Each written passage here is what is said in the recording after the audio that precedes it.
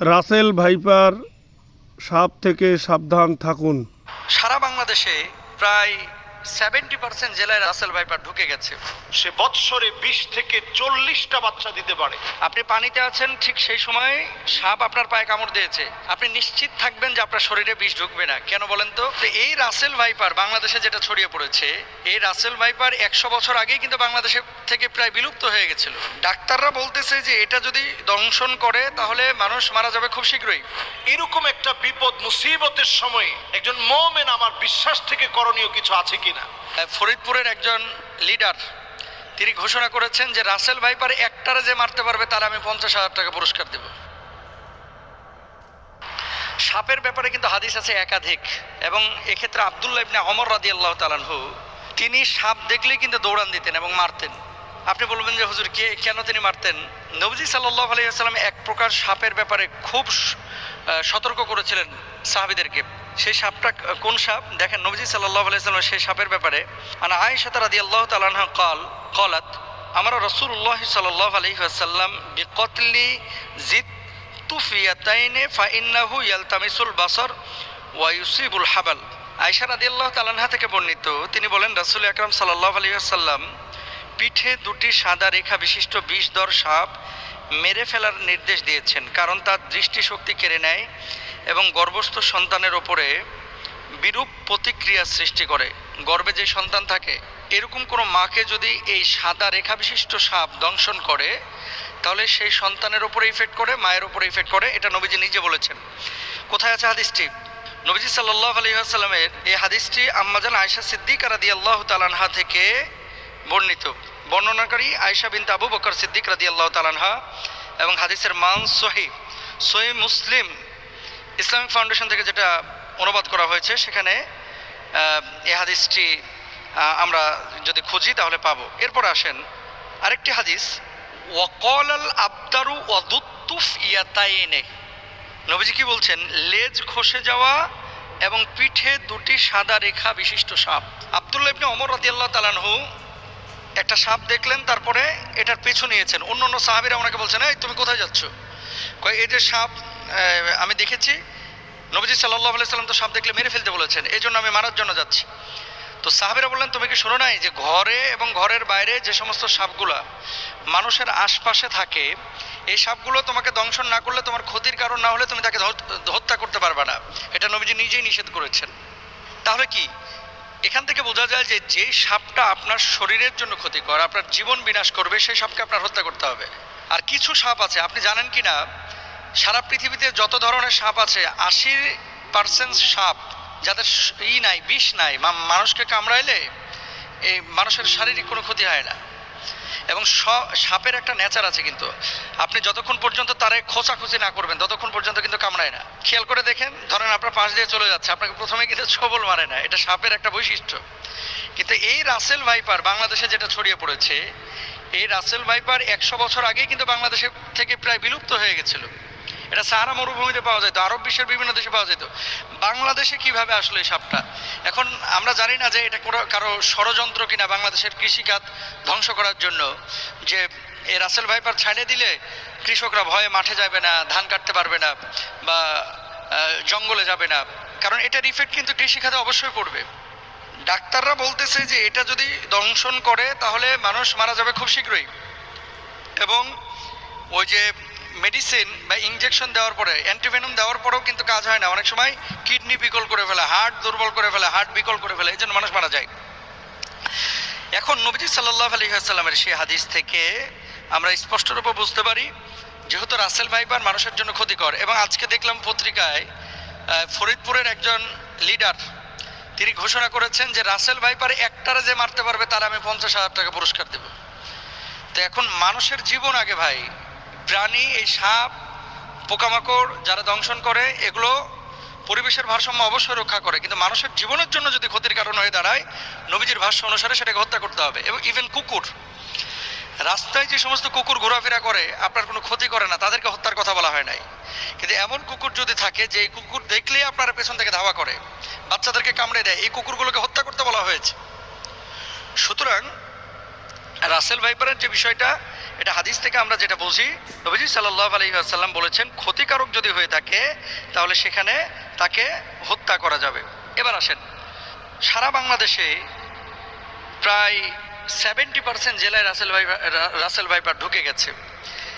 এখন সাপে কামড়াইলে বাংলাদেশে আমরা কিছু ভুল বা কুসংস্কার কাজ করে থাকি, যেগুলো আসলে চিকিৎসা বিজ্ঞানের আলোকেও অথেন্টিক না এবং কোরআন হাদিসের আলোকেও অথেন্টিক না। মনে রাখতে হবে, যখন কোনো বিষয় আপনার শারীরিকভাবে কোনো ক্ষতি করছে, প্রথমত আপনাকে কারণটা বের করতে হবে যে কি কারণে এটা হলো। সাপে কামড়াইছে, সাপে কামড়ানোর পরে এই বিষটা কিন্তু আপনার শরীরের মধ্যে ঢুকতেছে। এখন আপনি শরীরের মধ্যে বিষ ঢুকেছে, ওই জায়গাটা না বেঁধে আপনি নিয়ে গেলেন ওঝার কাছে। ওঝা কি করতেছে, ওই তদবির করতে করতে করতে করতে, আগে যেমন বাংলা সিনেমায় দেখা যাইতো ওই যে বিন বাজাইতেছে আর কাইটিয়া যেই সাপটা দংশন করছে এ আবার উড়িয়ে চলে যেতেছে একেবারে। হ্যাঁ, আসার পরে ওখানে মনে করেন মুখটা দিয়ে আবার মনে করেন বিষ বাইর করে ফেলে। এগুলো মিথ্যা কথা ভাই, এগুলো কোনো ভিত্তি নাই। তবে হ্যাঁ, নবীজি সাল্লাল্লাহু আলাইহি ওয়াসাল্লামের সাহাবীরা একটা কাজ করেছিলেন, সূরা ফাতিহা পড়ে ওই জায়গাটায় থুথু লাগিয়েছিলেন, তারপরে ওটা বের হয়ে গেছিল। এর মানে এই না যে থুথু লাগাইলেই সাপের বিষ বাইরে হয়ে যাবে। কামড়াইছে রাসেল ভাইপার আর আপনি নামাজ পড়েন না, রোজা করেন না, থুথু লাগাই দিতেছেন, থুতুকে ওখানে কপ ফেললেও কিন্তু বিষ বাইর হবে না। এগুলো খেয়াল রাখতে হবে। তাহলে আপনার করণীয় কি? আপনাকে যাইতে হবে ডাক্তারের কাছে। আপনি ডাক্তারের কাছে যান, যাওয়ার পরে আপনি চিকিৎসা নেবেন। আর ওঝা, তারপরে বিন বাজানো, এই সমস্ত জিনিসগুলো অথেন্টিক যেহেতু না, যে জায়গাটায় অথেন্টিক বা কারো কাছে এমন কোনো মেডিসিন থাকলে আপনি সেই জায়গাটায় চিকিৎসা নিতে পারেন। আবার আমাকে ভুল বুঝেন না, ঝাড়ফুঁক ইসলামে কিন্তু জায়েজ, কিন্তু কবিরাজির নামে এই যে বিন বাজাইতে বাজাইতে সাপকে দৌড়ায় নিয়ে আসা। আচ্ছা ভাই, সাপ এখানে কামড়ানোর পর কি বসে থাকে? বুঝছেন কথা? ধরেন কামড়াইলো উত্তরা 10 নম্বর সেক্টরে, সাপটা 10 নম্বরে কামড়ায়া ওই ভাসতে ভাসতে ভাসতে ভাসতে রাত্রে সফর করতে করতে টঙ্গী চলে গেছে। এখন আপনি এখানে বিন বাজাইতেছেন, ও টঙ্গী, সাপ আছে টঙ্গীতে, উত্তরা 10 নম্বর থেকে গাড়ির আওয়াজে সাপ বিনের আওয়াজ পাইবে কিভাবে? জিনিসগুলো কিন্তু একটা ভাবার বিষয়। তাহলে আমরা এই বিষয়গুলো খেয়াল রাখবো। সাপে কামড়াইলে চিকিৎসা নেওয়ার চেষ্টা করব। সাপে কামড়ানো জায়গায় তৎক্ষণাৎ পরিষ্কার করে ব্যান্ডেজ বা সুতির কাপড় দিয়ে ঢেকে দিব, এটা ডাক্তাররা বলছেন। এবং সেই জায়গাটায় রশি দিয়ে হালকা করে বেঁধে দিবেন যাতে করে বিষটা উপরে যাইতে না পারে। মনে রাখবেন, আপনি পানির মধ্যে পা দিয়ে রেখেছেন, পানিতে থাকা কোনো সাপ যদি পায়ের উপরে কামড় দেয়, এটা খুব মনোযোগ দিয়ে শুনবেন। আপনি পানিতে আছেন, ঠিক সেই সময় সাপ আপনার পায়ে কামড় দিয়েছে, আপনি নিশ্চিত থাকবেন যে আপনার শরীরে বিষ ঢুকবে না। কেন বলেন তো? সাপটা যখন কামড় দেয়, বিষটা যখন এই তার দাঁত থেকে বা মুখ থেকে ছাড়ে, বিষটা ছাড়ার সাথে সাথে পানির সাথে মিশে ওই বিষটা আর শরীরের মধ্যে ঢুকে না। এই জন্য সাধারণত বিষধর সাপ পানির মধ্যে কামড় দেয় না। এই ধরা সাপ টোরা সাপ যেগুলো কামড় দেয়, চিন্তার কোনো কারণ নাই। কিন্তু শুকনো জায়গায় যদি আপনারা সাপে কামড় দেয়, বি কেয়ারফুল, এখানে আমাদের সচেতন হতে হবে। অনেকে সাপে কামড় দেওয়ার পর ওই জায়গাটায় মুখ লাগায় চুষে বিষ নামানোর চেষ্টা করে, এটা সম্ভব না। চুষ দিয়ে বিষ বাইর করাটা, এটা বিশেষ করে রাসেল ভাইপারের কোনোভাবেই সম্ভব না। আর বিষাক্ত সাপে কাটলে বাঁচার একটাই পথ, দ্রুত হাসপাতালে যাওয়া, আল্লাহর কাছে দোয়া করা, সূরা ফাতিহা পড়ে সেই জায়গাটায় ফুৎকার করা।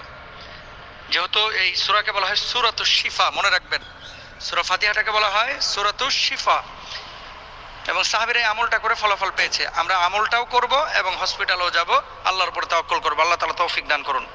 রাসেলস ভাইপার নামের যে সাপের কারণে আমরা আতঙ্কিত, একজন মুমিন হিসেবে আমাদের করণীয় কোনো আছে কিনা, একজন মুমিন হিসেবে আমাদের করণীয় কোনো বিষয় আছে কিনা, যেটার মধ্য দিয়ে রাসেলস ভাইপার সহ বিষাক্ত সাপের ছোবল থেকে আমরা বাঁচতে পারি। রাসেলস ভাইপার এটা কোনো আতঙ্কের নাম নয়। বাঁচার জন্যে আপনি যেইভাবে সতর্ক হওয়া উচিত, সতর্ক আপনি হবেন।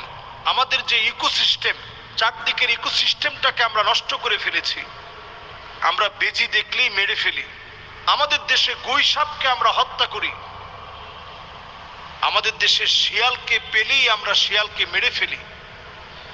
যেগুলো সাপ খেয়ে ফেলে সেগুলোকে আমরা ধ্বংস করার মধ্য দিয়ে বিষাক্ত এই সাপ, যেটা একসময় বিলুপ্ত প্রায় ছিল, সেই সাপটি হঠাৎ করে এত পরিমাণ বেড়ে গিয়েছে। অন্যান্য সাপ যদিও বাচ্চা দেয় ডিমের মধ্য দিয়ে, ডিম পেড়ে সেই ডিম থেকে বাচ্চা বের হয়। আর এই হিমোটক্সিন লালন করা এই সাপটি এতটা বিষাক্ত, সে বৎসরে 20 থেকে 40টা বাচ্চা দিতে পারে। বিষাক্ত এই সাপটি আমাদের দেশের 28টি জেলা এই পর্যন্ত ছড়িয়ে পড়েছে। এই বৎসরে শুধু এই সাপের কামড়ে 10 জন মানুষ মারা গিয়েছে। বাংলাদেশে প্রতি বছর 4 লক্ষ মানুষকে সাপে কাটে। এই 4 লাখ মানুষ থেকে প্রায় 7,000 মানুষ মারা যায়। আমরা জানি না যে পরিবেশের ভারসাম্য রক্ষায় এই সাপের বিষেরও কিন্তু প্রয়োজন আছে। যারা অসুস্থ হয়ে যায়, ক্যান্সারে আক্রান্ত হয়, তাদের চিকিৎসায় এই সাপের বিষটাকে খুব বেশি আল্লাহ রাব্বুল আলামিন কার্যকরী ঔষধ বানিয়ে দিয়েছে। কিন্তু হিমোটক্সিন হওয়ার কারণে এই সাপের বিষটা এতটা মারাত্মক, আপনি অ্যান্টিভেনাম ইউজ করার পরেও মানুষটা মারা যেতে পারে। 25 দিন পরেও সে নানাভাবে তার কোনো অঙ্গহানি হতে পারে। এমনকি তার যেই অঙ্গে সাপটা কেটেছে ওই অঙ্গটা কেটে ফেলে দেওয়া লাগতে পারে। এরকম একটা বিপদ মুসিবতের সময় একজন মুমিন আমার বিশ্বাস থেকে করণীয় কিছু আছে কিনা? নবীজি সাল্লাল্লাহু আলাইহি ওয়াসাল্লাম এমন একটি দোয়া শিখিয়েছেন, সুনান তিরমিজির ভিতরে এই দোয়াটি এসেছে, হাদিসের কিতাবগুলোর ভিতরে এই দোয়াটি এসেছে। নবী করিম সাল্লাল্লাহু আলাইহি ওয়াসাল্লাম এই দোয়াটি আমাদেরকে শিখিয়েছেন। নবীজি সাল্লাল্লাহু আলাইহি ওয়াসাল্লাম বলছেন, আউযু বিকালিমাতিল্লাহি তাম্মাতি মিন শাররি মা খালাক। আমি আবার বলছি, আউযু বিকালিমাতিল্লাহি তাম্মাতি মিন শাররি মা খালাক। আউযু বিকালিমাতিল্লাহি তাম্মাতি মিন শাররি মা খালাক। সকাল সন্ধ্যায় 3 বার করে এই দোয়াটি পড়ুন। সকাল এবং সন্ধ্যায় 3 বার করে আপনি দোয়াটি পড়েন।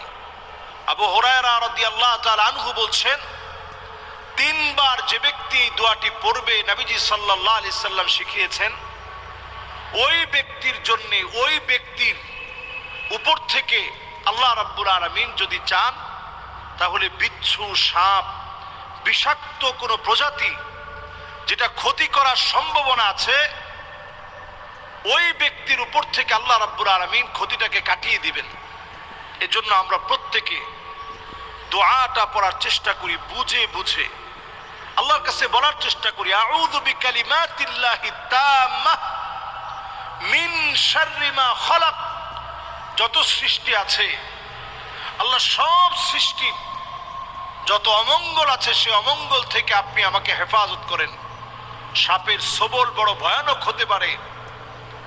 100 মিনিটের ভিতরে আমার জীবনটা শেষ হয়ে যেতে পারে। এমনকি সাপে কাটার পরপরই শরীরটা ফুলে যেতে পারে, অঙ্গহানি করতে পারে, মৃত্যুর দিকে মানুষটা ঢলে পড়তে পারে। কত রকমের ভয়াবহতা মানুষের উপর নেমে আসতে পারে। এই জন্য এই সময়টাতে আমি আপনি, বর্ষাকালে যেহেতু সাপের প্রাদুর্ভাব বেড়ে যায়, এই সময়টাতে আমরা সতর্ক হই। ফরিদপুরের একজন ব্যক্তি, তিনি এই সাপকে যে মারতে পারবে তার জন্য 50,000 টাকা তিনি বাজেট করেছেন, যে এক একটা আসেলস ভাইপার যদি মারতে পারে 50,000 টাকা তিনি দিবেন। এটা কেন তিনি এটা বলেছেন? মানুষের মধ্যে এখন প্রচন্ড ভয়ভীতি কাজ করছে। মানুষ কৃষি খেতে যেতে পারছে না, ধান কাটতে গেলে ভয় চলে আসতেছে যে কখন না জানি সাপ আক্রমণ করে বসে। এই সাপ নদী পথে এক জায়গা থেকে আরেক জায়গায় ছড়িয়ে পড়ছে। আমাদের দেশের 28টা জেলাতে এখন প্রচন্ডভাবে এবং প্রচুর পরিমাণে, যেহেতু বংশ বিস্তারে 20 থেকে 40টি বাচ্চা একবারেই সে দিতে পারে, খুব দ্রুত পরিসরে তার বংশ ছড়িয়ে পড়ে। এজন্য আমরা আল্লাহর কাছে আযাব থেকে পানাহ চাই। এবং এই সাপের ভয়াবহতা দেখার পরে রাসেলস ভাইপার অথবা চন্দ্রঘোড়া সাপ, দেখবেন চাঁদের মতো ছোপ থাকে। এই চাঁদের মতো ছোপ দেওয়া সাপটা আমাদের ঘরের আশেপাশে আঙিনায়, এই সাপের ভয়াবহতা থেকে বাঁচতে এমন কিছু উদ্ভিদ আছে যেই গাছগুলোর ঘ্রাণ, যে গাছগুলো লাগানোর পরে এর ঘ্রাণ সাপ গ্রহণ করতে পারে না, সহ্য করতে পারে না। এই ধরনের গাছগুলো বেশি লাগানো। এমন কিছু গাছ আছে যে গাছগুলো সাপ অনেক বেশি পছন্দ করে। এর মধ্যে লেবু গাছ এবং আমাদের এমন কিছু ফুলের গাছ আছে যেই গাছগুলো দেখবেন সাপ খুব পছন্দ করে, লেবু গাছটা খুব পছন্দ করে কেন? কারণ লেবু গাছের দেখবেন আশেপাশে বিভিন্ন জায়গাতে অনেক সময় ইঁদুর থাকে, ব্যাঙ থাকে। এই যে ইঁদুর আর ব্যাঙ যে জায়গার মধ্যে বেশি বেশি আসে, এমন সব জায়গার ভিতরে আপনি দেখবেন যে কোনো মুহূর্তে এই রাসেলস ভাইপার সহ বিভিন্ন সাপ এই জায়গাতে বাসা বানায় এবং এর আশেপাশেই বিভিন্ন সময় লুকিয়ে থাকে। তো অন্যান্য সাপগুলো স্বভাবত মানুষকে দেখলে ভয় পেয়ে যায় এবং সে চলে যেতেই চায়, কিন্তু রাসেলস ভাইপার এটা এমন আতঙ্কের নাম হয়ে দাঁড়িয়েছে যেটা মানুষকে গায়ে পড়েই কামড় দিতে চায় এবং ভয় দেখানোর জন্য এটা দেখবেন ঠিক প্রেসার কুকারের মতো আওয়াজ করে, মানুষ প্রচন্ড যেন ভয় পেয়ে যায়। এজন্য আমি বলবো যে সাপকে আপনি মারার আগে একটু সতর্ক হবেন, অন্তত 3 বার বলবেন যে তুমি যদি জিন হও তাহলে চলে যাও, জিন হও তাহলে তুমি চলে যাও, জিন হও তাহলে চলে যাও। এরপরে আপনি যদি রাসেলস ভাইপার এই জাতীয় কোনো সাপ যেটা মানুষের জন্য বড় আতঙ্কের বিষয় হয়ে দাঁড়িয়েছে, আপনি এটাকে পেলে মেরে ফেলবেন। আমাদের দেশে সাপ রিস্কেও করে যারা, এদেরকে আরো বেশি রাষ্ট্রীয় সম্মাননায় পদমর্যাদা দিয়ে তাদেরকে এগিয়ে আনা দরকার ছিল।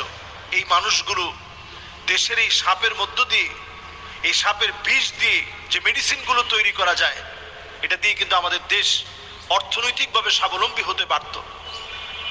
এবং এই সাপগুলো বিভিন্ন মানুষের রোগ মুক্তির কারণ হিসেবে আল্লাহ তাআলা কোনো কিছু কিন্তু অনর্থক দেন নাই, সবকিছু আমাদের জন্যই আল্লাহ তাআলা দিয়েছেন। তো এটা আমাদের জন্য মুক্তির কারণ হতে পারত, এটা আমাদের জন্য বরং ক্ষতিকারক না হয়ে এটা আমাদের জন্য উপকারী হতে পারত। আল্লাহ রাব্বুল আলামিনের কাছে আমরা ফরিয়াদ করি আমাদের দেশের এই ভয়াবহতা থেকে আল্লাহ যেন আমাদেরকে হেফাজত করেন। কি নাম আপনার? মোহাম্মদ আকাইদ আল সিরাত। এই যে বর্তমান যে ভয়ঙ্কর রাসেল ভাইপার সাপ বাইরি হয়েছে, এটা সম্পর্কে আপনি কি বলবেন? সবাই রাসেল ভাইপার সাপ থেকে সাবধান থাকবেন এবং নিরাপদে থাকবেন। হ্যাঁ হ্যাঁ, ঝোপঝাড় থেকে নিরাপদ থাকবেন। ধন্যবাদ আপনাকে। আপনাকেও ধন্যবাদ।